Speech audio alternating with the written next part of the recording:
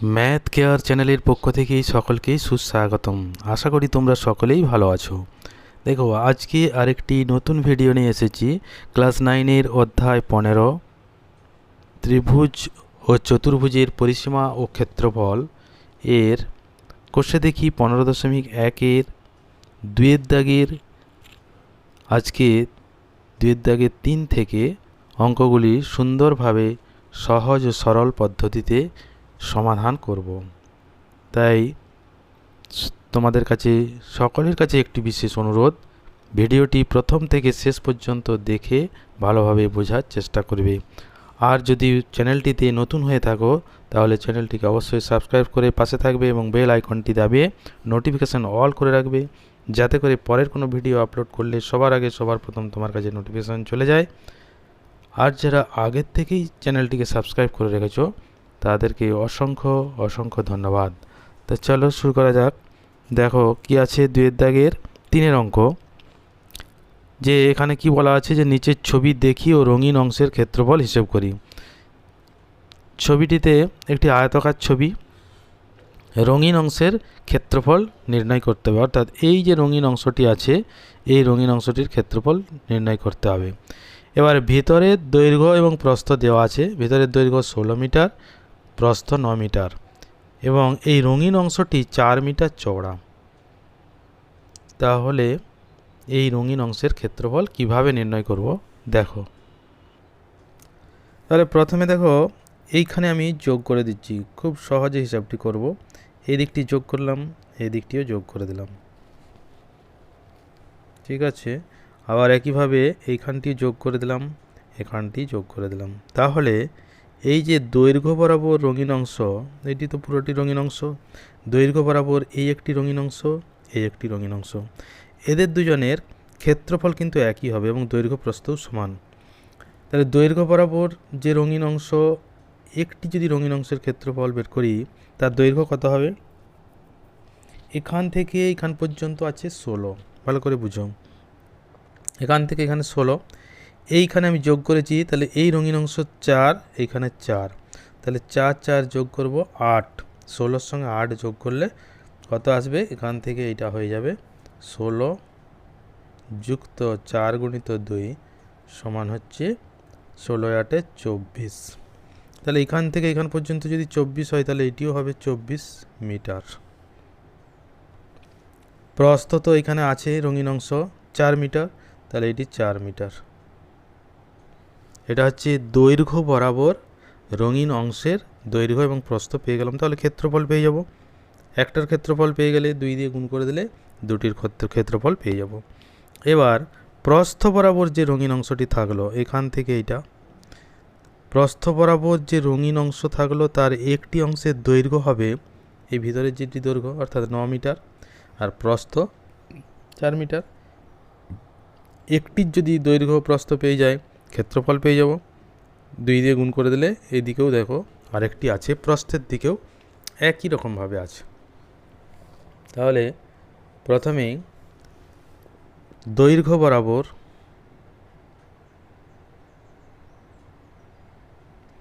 রঙিন অংশের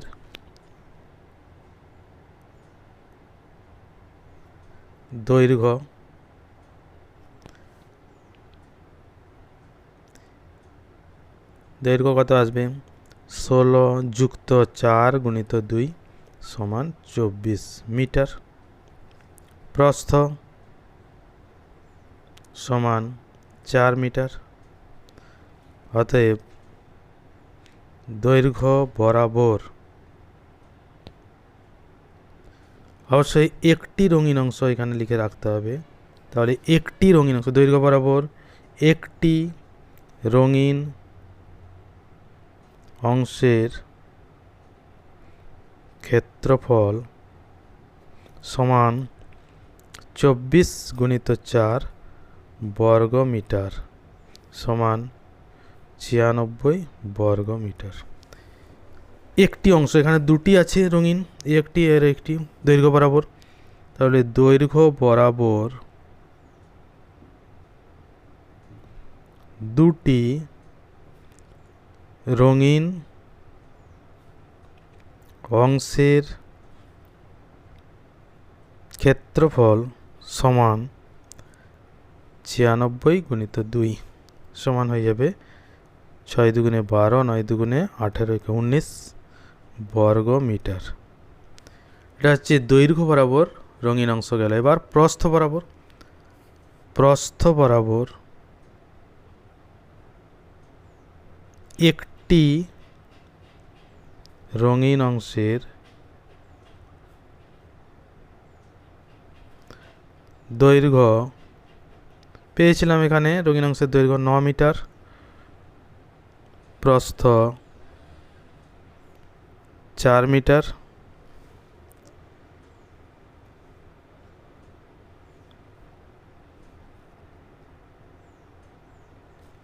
ক্ষেত্রফল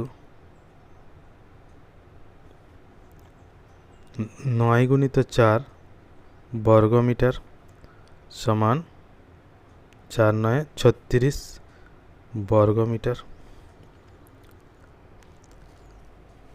অতএব প্রস্থ বরাবর দুটি রঙিন অংশের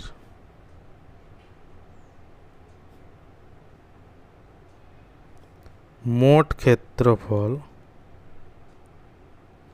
সমান 36 গুণিত 2 বর্গ মিটার সমান 36 দুগুণে 72 বর্গ মিটার। প্রস্থ বরাবর দুটি রঙিন অংশ এই একটি এবং এই একটি, ছবিতে এখানে পরিষ্কার দেখতে পাচ্ছি। তাহলে দৈর্ঘ্য বরাবর দুটি রঙিন অংশের ক্ষেত্রফল 192 বর্গ মিটার, প্রস্থ বরাবর দুটি রঙিন অংশের মোট ক্ষেত্রফল 72 বর্গ মিটার। তাহলে পুরো ছবিটিতে রঙিন অংশের মোট ক্ষেত্রফল, অতএব সম্পূর্ণ চিত্রটিতে রঙিন অংশের মোট ক্ষেত্রফল সমান 192 যুক্ত 72 বর্গ মিটার সমান, যোগ করে দিলে 2 2 4, 7 9 16, 1 1 2, 264 বর্গ মিটার। খুবই সহজ অঙ্ক, সুন্দরভাবে অঙ্কটিকে সমাধান করবে। তারপর দেখো 2 এর দাগের 4 অঙ্কটি। এটি কিন্তু ঠিক 3 দাগের মতোই অঙ্কটি, কিন্তু একটু তফাৎ আছে। তফাৎটা হচ্ছে আগে যেমন ভেতরেরটির দৈর্ঘ্য প্রস্থ দেওয়া ছিল, অর্থাৎ রঙিন অংশের ভেতরের যে আয়তক্ষেত্রটি তার দৈর্ঘ্য প্রস্থ দেওয়া ছিল, এখানে রঙিন অংশের বাইরে অর্থাৎ বাইরের যে আয়তক্ষেত্রটি তার দৈর্ঘ্য এবং প্রস্থ দেওয়া আছে, এবং যে রঙিন অংশটি চওড়া 3 মিটার এখানে দেওয়া আছে, সেটি আগেও দেওয়া ছিল 4 মিটার, এখানে 3 মিটার।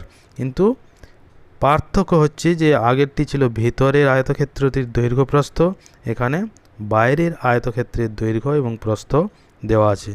তাহলে অঙ্কটি একই রকমের, কিন্তু হিসাবটি বিপরীত যেহেতু, তাহলে বিপরীত রকমভাবে হবে। অর্থাৎ আগেরটি যেমন যোগ করেছিলাম, এবার এখানেরটি বিয়োগ করলেই পাবো। কি করছি দেখো হিসাবটা। তাহলে আগের মতো ঠিক প্রথমে আমি এইটা যোগ করে দিলাম, এটা যোগ করে দিলাম, এখানে এটি যোগ করে দিলাম, এখানে এটি যোগ করে দিলাম। তাহলে দৈর্ঘ্য বরাবর দুটি রঙিন অংশ পেয়ে গেলাম। একটির ক্ষেত্রফল পেয়ে গেলে 2 দিয়ে গুণ করে দিলে দুটির ক্ষেত্রফল পেয়ে যাব। এটা হচ্ছে দৈর্ঘ্য বরাবর। তাহলে এখন দেখো দৈর্ঘ্য বরাবর যে রঙিন অংশ তার দৈর্ঘ্য হচ্ছে 28 মিটার, আর প্রস্থ যেহেতু 3 মিটার চওড়া, তাহলে 3 মিটার। তাহলে এটির ক্ষেত্রফল 28 গুণিত 3 বর্গ মিটার পেয়ে যাব। এবার প্রস্থ বরাবর যে রঙিন অংশটি আছে তার দৈর্ঘ্য প্রস্থ কীভাবে হিসাব হবে? এখান থেকে এখান পর্যন্ত, অর্থাৎ প্রস্থটি মোট 20 মিটার দেওয়া ছিল, তার মধ্যে এখানে আমি 3 মিটার কিন্তু বাদ দিয়েছি, আর এই দিকেও 3 মিটার বাদ দিয়েছি। তাহলে যে রঙিন অংশটি পড়ে থাকলো প্রস্থ বরাবর, তার দৈর্ঘ্য কত হবে? 20 মাইনাস 3 গুণিত 2 সমান কত? 20 মাইনাস 6 সমান 14। এই যে 14 পেলাম, এইটি হচ্ছে প্রস্থ বরাবর একটি রঙিন অংশের দৈর্ঘ্য। আর প্রস্থ তো 3 মিটার দেওয়াই ছিল, তাহলে ক্ষেত্রফল পেয়ে যাব। একটির ক্ষেত্রফল পেয়ে গেলে 2 দিয়ে গুণ করে দুটির ক্ষেত্রফল আমরা সহজেই পেয়ে যাব। তাহলে এবার হিসেবটি করি। প্রথমে তাহলে দৈর্ঘ্য বরাবর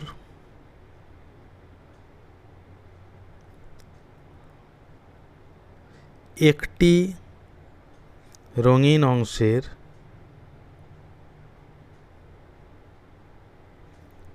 দৈর্ঘ্য সমান 28 মিটার, প্রস্থ সমান 3 মিটার। অতএব ক্ষেত্রফল সমান 28 গুণিত 3 বর্গমিটার সমান 3 8 24, 3 দুগুণে 6 দিয়ে 8, 84 বর্গমিটার। তাহলে দৈর্ঘ্য বরাবর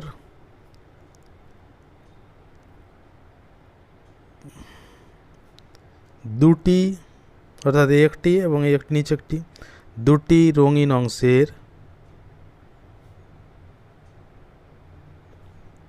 ক্ষেত্রফল সমান 84 গুণিত 2 বর্গমিটার, তাই না? সমান 4 দুগুণে 8, 8 দুগুণে 16, 168 বর্গমিটার। এটা হচ্ছে দৈর্ঘ্য বরাবর যে দুটি রঙিন অংশ আছে তার মোট ক্ষেত্রফল। এবার প্রস্থ বরাবর যেটি হিসাব করছিলাম, প্রস্থ বরাবর একটি রঙিন অংশের দৈর্ঘ্য, প্রস্থ বরাবর রঙিন অংশের দৈর্ঘ্য মানে এই যে আয়তকার রঙিন অংশ আছে তার দৈর্ঘ্য, অর্থাৎ এখান থেকে এখান পর্যন্ত, এইখান থেকে এখান পর্যন্ত যে আয়তক্ষেত্রটি ছিল প্রথমে তার দৈর্ঘ্য ছিল, প্রস্থটা ছিল 20 থেকে, তাহলে এদিকে 3 এদিকে 3 বিয়োগ করলাম, তাহলে 3 দুগুণে 6 বাদ গেল।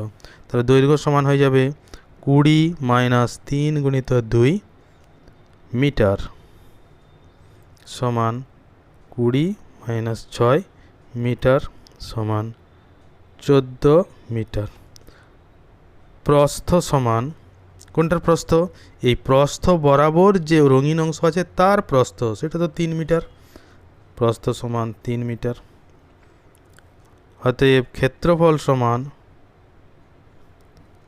14 গুণিত 3 বর্গমিটার সমান 3 × 14 = 42 বর্গমিটার। একটি রঙিন অংশের দৈর্ঘ্য, প্রস্থ, ক্ষেত্রফল পেয়েছি। এবার দুটি রঙিন অংশ, তাহলে প্রস্থ বরাবর দুটি রঙিন অংশের ক্ষেত্রফল সমান 42 গুণিত 2 বর্গমিটার সমান 84 বর্গমিটার। তাহলে দৈর্ঘ্য বরাবর দুটি রঙিন অংশের ক্ষেত্রফল পেয়েছি 168 বর্গমিটার, প্রস্থ বরাবর দুটি রঙিন অংশের ক্ষেত্রফল পেলাম 84 বর্গমিটার। তাহলে মোট ক্ষেত্রফল, অতএব চিত্রটিতে রঙিন অংশের মোট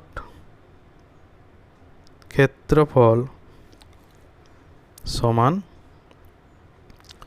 168 যুক্ত 84 বর্গমিটার সমান 4 × 8 = 12, 8 × 6 = 14, 1 × 15, 1 × 2 252 বর্গমিটার। খুবই সহজ অঙ্ক এবং আগের অঙ্কটির মতোই অঙ্ক। আগেরটি ভিতরে ছিল, পরেরটি ভিতরেরটা নয়, বাইরের দৈর্ঘ্য প্রস্থটি দেওয়া আছে। ঠিক আছে, তারপর দেখো চলে এসেছি 2 এর দাগের 5 অঙ্কটি। এটিও কিন্তু খুবই গুরুত্বপূর্ণ একটি অঙ্ক এবং একই রকমভাবে রঙিন অংশের ক্ষেত্রফল নির্ণয় করতে হবে। এইখানে দেখো একটি প্রথমে যে আয়তক্ষেত্র দেওয়া আছে তার দৈর্ঘ্য আছে 120 সেমি, প্রস্থ আছে 90 সেমি। এর ভিতরে যে রঙিন অংশটি আছে প্রস্থ বরাবর দুটি রঙিন অংশ, দৈর্ঘ্য বরাবর একটি রঙিন অংশ আছে।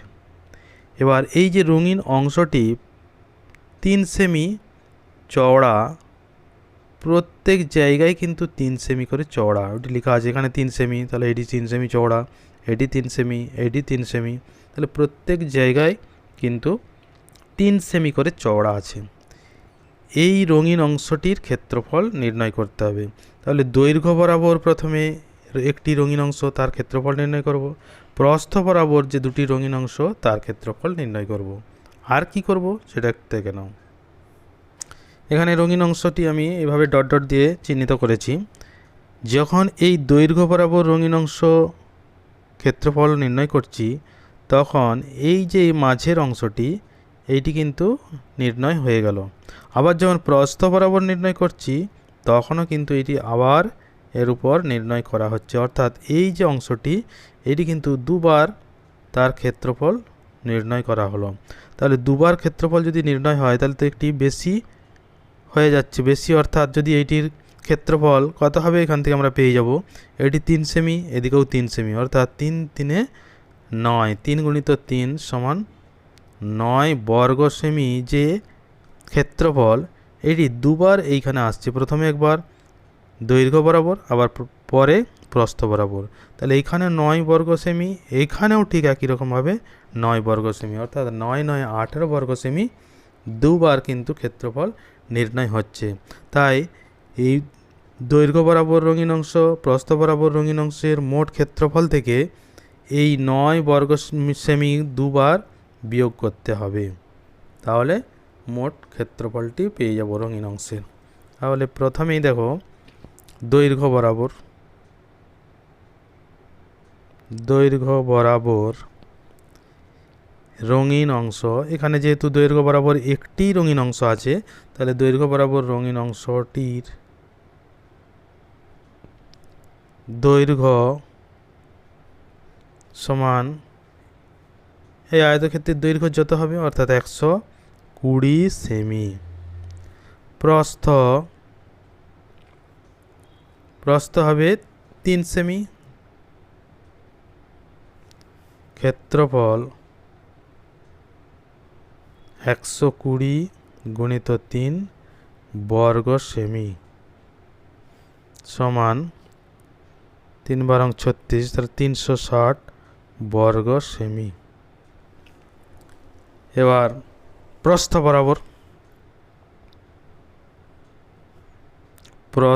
বরাবর রঙিন অংশের, এর প্রস্থ বরাবর দুটি রঙিন অংশ আছে, তাহলে প্রস্থ বরাবর একটি রঙিন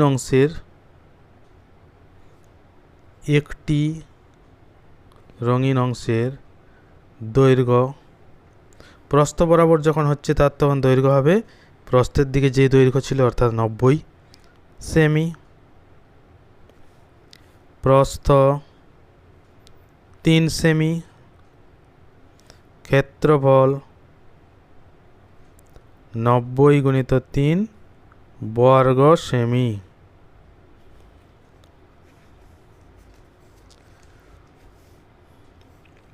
সমান 3 9 27 270 বর্গ সেমি। এটি একটি রঙিন অংশের, অতএব প্রস্থ বরাবর দুটি রঙিন অংশের ক্ষেত্রফল সমান 270 গুণিত 2 বর্গ সেমি সমান 27 দুগুণে 54 অর্থাৎ 540 বর্গ সেমি। এইবার এই যে মাঝের যে দুটি ক্ষেত্রফল আমি দেখাচ্ছিলাম অর্থাৎ মিলিত অংশের ক্ষেত্রফল, মিলিত রঙিন অংশের ক্ষেত্রফল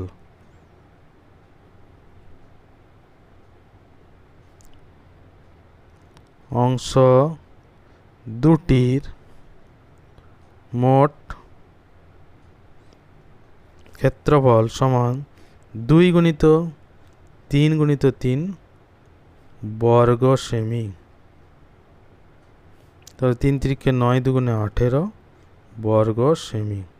এই যে মিলিত অংশের ক্ষেত্রফল, এটি কিন্তু মোট রঙিন অংশ দুটি যে দুটির ক্ষেত্রফল পাবো সেখান থেকে বিয়োগ করতে হবে। তাহলে দৈর্ঘ্য বরাবর একটি রঙিন অংশ তার ক্ষেত্রফল 360, প্রস্থ বরাবর দুটি রঙিন অংশ তার ক্ষেত্রফল 540, সেখান থেকে 18 বর্গ সেমি বিয়োগ করে দিতে হবে।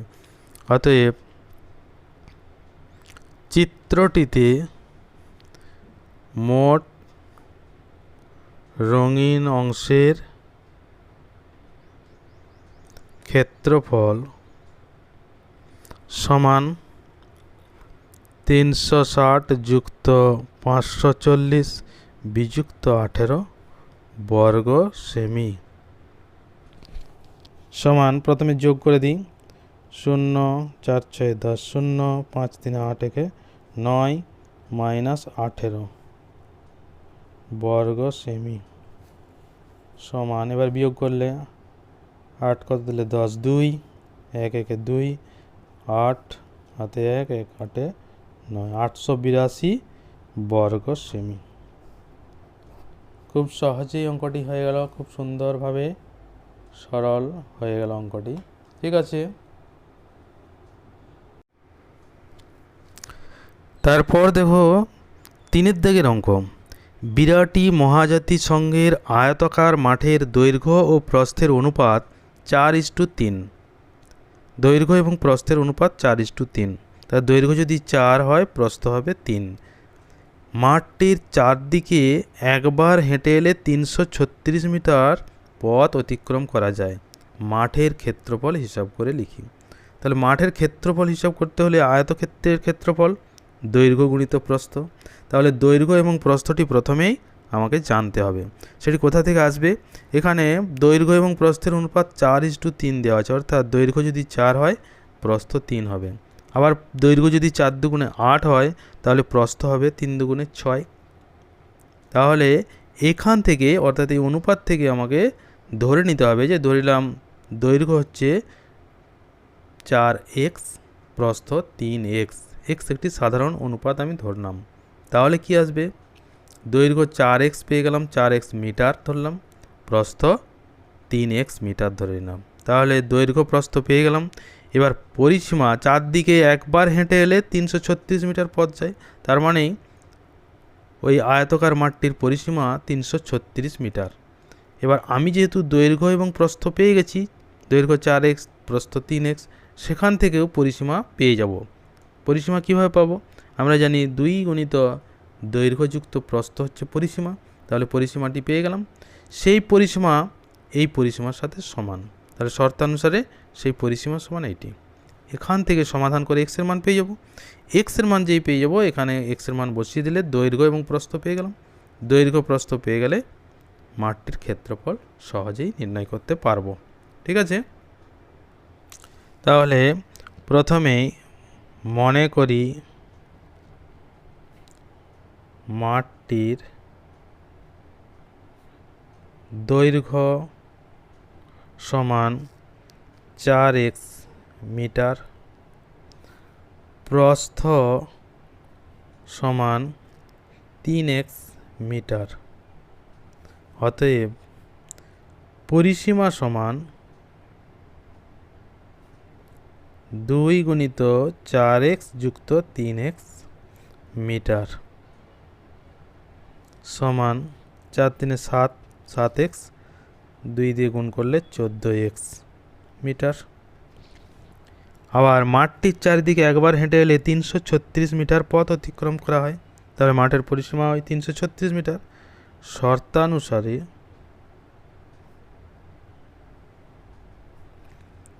14x সমান 336 বা x সমান 336/14। এবার যদি এটা কাটাকাটি করি, 2 দিয়ে প্রথমে কাটি, 7, 2 1 2, 1 থাকলো, 6 দুগুণে 12, 1 থাকে, 8 দুগুণে 16। 7 দিয়ে যদি কাটি, 7 দুগুণে 14, 1 15 16 2 থাকে, 4 7 28 সমান 24। তাহলে x সমান পেয়ে গেলাম 24। অতএব মাঠটির দৈর্ঘ্য সমান 24 গুণিত